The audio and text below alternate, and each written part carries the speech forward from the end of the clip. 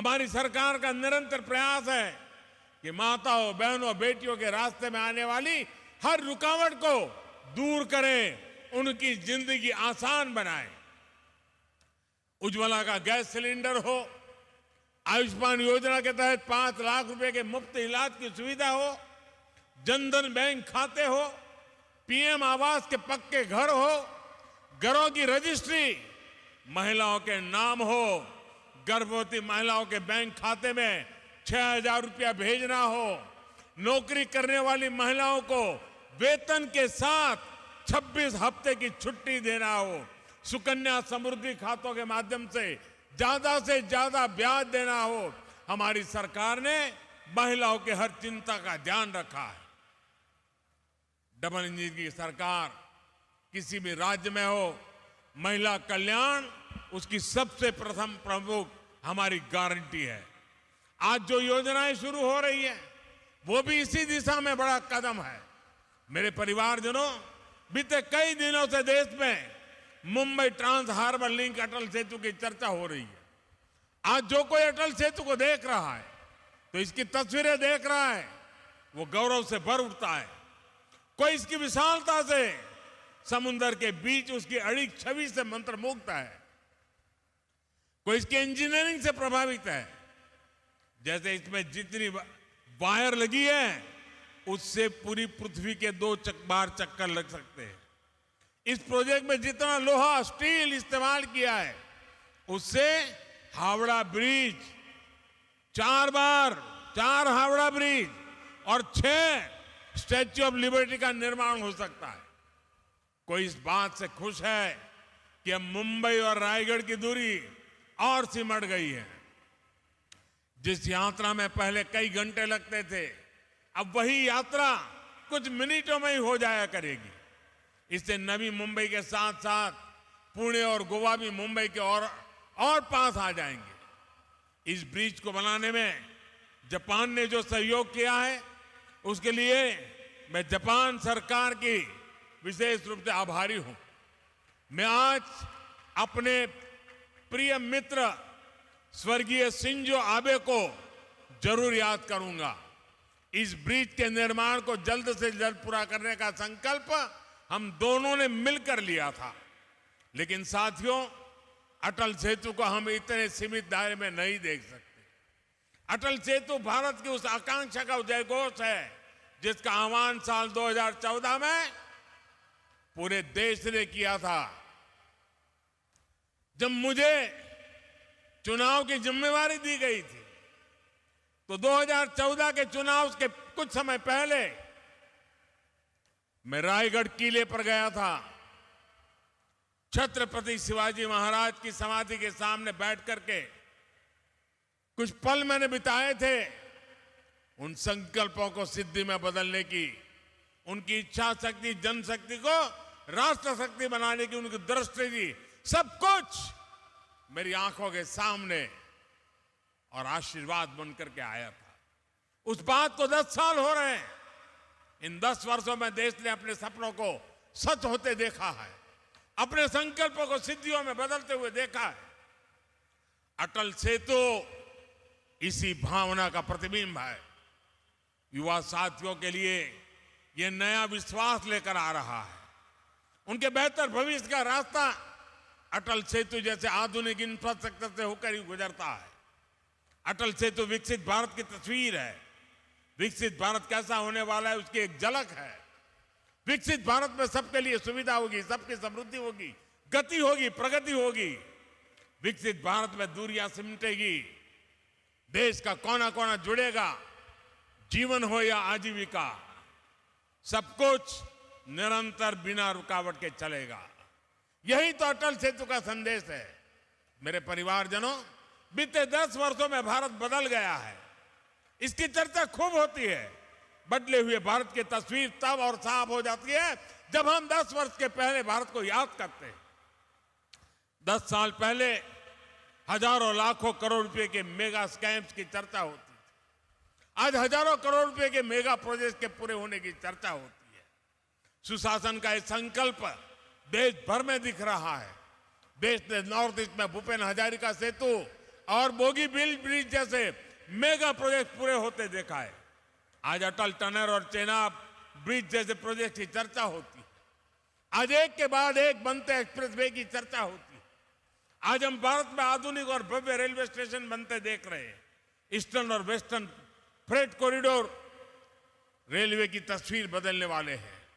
वंदे भारत, नमो भारत, अमृत भारत ट्रेनों सामान्य जन के सफर को आसान और आधुनिक बना रही है। आज हर कुछ सप्ताह में देश किसी न किसी कोने में नए एयरपोर्ट का लोकार्पण होता है। साथियों, यही मुंबई में, महाराष्ट्र में इन वर्षों में अनेक मेगा प्रोजेक्ट या तो पूरे हो चुके हैं या फिर बहुत जल्द पूरे होने वाले।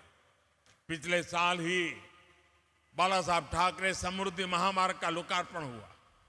नवी मुंबई एयरपोर्ट और कोस्टल रोड प्रोजेक्ट पर भी तेजी से काम चल रहा है। कोस्टल रोड प्रोजेक्ट से मुंबई महानगर की कनेक्टिविटी का कायाकल्प होने जा रहा है। ऑरेंज गेट, ईस्टर्न फ्रीवे और मरीन ड्राइव की अंडरग्राउंड टनल कनेक्टिविटी मुंबई शहर में ईज ऑफ ट्रैवल बनाएगी। आने वाले कुछ सालों में ही मुंबई को पहली बुलेट ट्रेन भी मिलने वाली है। दिल्ली मुंबई इकोनॉमिक कॉरिडोर महाराष्ट्र को मध्य भारत और उत्तर भारत से जोड़ने जा रहा है। महाराष्ट्र को तेलंगाना, छत्तीसगढ़ और अन्य पड़ोसी राज्यों से जोड़ने के लिए ट्रांसमिशन लाइन नेटवर्क बिछाया जा रहा है। इसके अलावा ऑयल और गैस पाइपलाइन हो, औरंगाबाद इंडस्ट्रियल सिटी हो, नवी मुंबई एयरपोर्ट हो, शैलेंद्र बिडकिन इंडस्ट्रियल पार्क हो, ये बड़ी परियोजनाएं महाराष्ट्र की अर्थव्यवस्था को नई गति देने वाली है। मेरे परिवारजनों, आज पूरा देश प्रत्यक्ष देख रहा है कि टैक्स पेयर का पैसा किस तरह देश के विकास लग रहा है। लेकिन देश पर दशकों तक शासन करने वालों ने देश का समय और टैक्स पेयर का पैसा दोनों ही की परवाह नहीं की है। इसलिए पहले के दौर में कोई प्रोजेक्ट या तो जमीन पर उतरता ही नहीं था या फिर दशकों तक लटका रहता था। महाराष्ट्र तो ऐसे अनेक प्रोजेक्ट का साक्षी रहा है। नीलवंडे डैम का काम 5 दशक पहले शुरू हुआ था, इसे हमारी सरकार ने पूरा किया। उरण खारकों पर रेल लाइन पर भी लगभग 30 दशक पहले काम शुरू हुआ था, ये डबल इंजन की सरकार ने पूरा किया है। नवी मुंबई मेट्रो प्रोजेक्ट भी लंबे समय तक लटका रहा। यह डबल इंजन की सरकार बनने के बाद हमने इसे गति दी और अब पहला चरण पूरा हो चुका। ये जो अटल सेतु आज हमें मिला है, इसकी प्लानिंग भी कई सालों पहले चल रही थी। यानी मुंबई के लिए इसकी जरूरत सबसे अनुभव की जा रही थी, लेकिन इसे पूरा करने का सौभाग्य हमें मिला। और आप याद रखिए, बांद्रा वर्ली सी लिंक प्रोजेक्ट अटल सेतु से करीब 5 गुना छोटा है। 5 गुना छोटा है। पहले की सरकार में उसको बनते बनते 10 साल से ज्यादा लगे थे और बजट 4-5 गुना अधिक बढ़ गया था। ये तब सरकार चला रहे लोगों के काम करने का तरीका था। साथियों, अटल सेतु जैसे इंफ्रास्ट्रक्चर प्रोजेक्ट सिर्फ सुविधा ही नहीं देते बल्कि रोजगार के भी बहुत बड़े साधन होते। इसके निर्माण के दौरान मेरे करीब 17,000 मजदूर भाई बहनों और 1500 इंजीनियर्स को सीधा रोजगार मिला। इसके अलावा ट्रांसपोर्ट से जुड़े कारोबार, निर्माण से जुड़े दूसरे बिजनेस में जो रोजगार मिला वो अलग है। अब ये इस पूरे क्षेत्र में हर प्रकार के बिजनेस को बल देगा। Ease of doing business, ease of doing life, इसके लिए बढ़ाएगा। मेरे परिवारजनों, आज भारत का विकास 2 पटरियों पर एक साथ हो रहा है। आज एक तरफ गरीब का जीवन बेहतर बनाने के लिए महाअभियान है, तो दूसरी तरफ देश के कोने कोने में चल रही महापरियोजनाएं। हम अटल पेंशन योजना भी चला रहे हैं और अटल सेतु भी बना रहे हैं।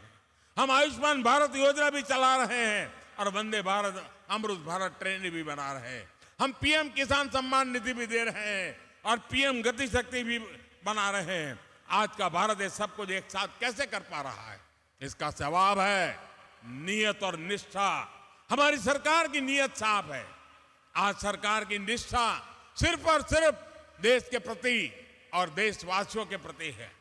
और जैसी नियत होती है, जैसी निष्ठा होती है, वैसे ही नीति भी होती है और जैसी नीति होती है वैसी रीति भी होती है। जिन्होंने लंबे समय तक देश पर शासन किया, उनकी नियत और निष्ठा दोनों सवाल के घेरे में रही।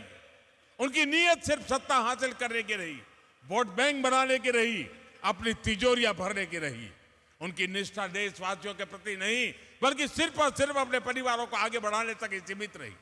इसलिए वो न विकसित भारत के बारे में सोच सके, न आधुनिक इंफ्रास्ट्रक्चर को लक्ष्य बना सके। इससे देश का कितना नुकसान होता है ये जानना भी जरूरी है। मैं आपको एक आंकड़ा देता हूं। 2014 से पहले के 10 सालों में इंफ्रास्ट्रक्चर के लिए सिर्फ 12 लाख करोड़ रुपए बजट दिया गया था, जबकि हमारी सरकार ने 10 वर्षों में हमने 44 लाख रुपए का बजट इंफ्रास्ट्रक्चर के लिए दिया है।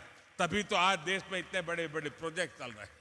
महाराष्ट्र में ही केंद्र सरकार करीब 8 लाख करोड़ रुपए के इंफ्रास्ट्रक्चर प्रोजेक्ट या तो पूरा कर चुकी है या उन पर काम चल रहा है। यह राशि हर सेक्टर में रोजगार के नए अवसरों को बढ़ा रही है। साथियों, हम आज देश के हर परिवार को बुनियादी सुविधाओं के सैचुरेशन यानी 100% कवरेज का मिशन लेकर चल रहे हैं। विकसित भारत संकल्प यात्रा के तहत आज मोदी की गारंटी वाली गाड़ी देश के कोने कोने में पहुंच रही है। मोदी की गारंटी वहां से शुरू होती है जहां दूसरों से उम्मीदें खत्म हो जाती हैं। हमारी बहनों बेटियों ने तो ये सबसे अधिक अनुभव किया है। गांव या शहर, साफ सफाई से लेकर पढ़ाई, दवाई और कमाई, हर योजना सबसे अधिक लाभ हमारी माताओं बहनों को हुआ है। पीएम जन औषधि केंद्रों पर 80% डिस्काउंट के साथ दवाई दी जा रही है। मोदी की गारंटी गरीब परिवार की बहनों को पक्का घर देने की है। जिन्हें पहले किसी ने नहीं पूछा, उन्हें पहली बार मोदी ने पूछा है, उन्हें बैंकों से मदद दिलवाई है। पीएम स्वनिधि योजना से यहां मुंबई के भी हजारों रेहड़ी पटरी वाले भाई बहनों को फायदा हुआ है। हमारी सरकार महिला सेल्फ हेल्प ग्रुप को भी मदद दे रही है। बीते कुछ सालों में हमने बहनों को लखपति दीदियां बनाई है और अब मेरा संकल्प है आने वाले सालों में 2 करोड़, ये आंकड़ा सुनकर के कुछ लोग चौंक जाते हैं, 2 करोड़ महिलाओं को मैं लखपति दीदी बनाने का लक्ष्य लेकर के चल रहा हूं।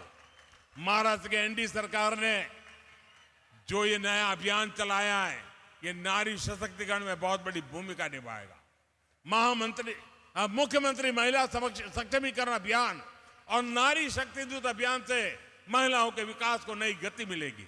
मैं आपको विश्वास दिलाता हूं, डबल इंजन सरकार महाराष्ट्र के विकास के लिए ऐसे ही समर्पित भाव से काम करती रहेगी। महाराष्ट्र विकसित भारत का एक मजबूत स्तंभ बने, इसके लिए हम कोई कसर बाकी नहीं छोड़ेंगे।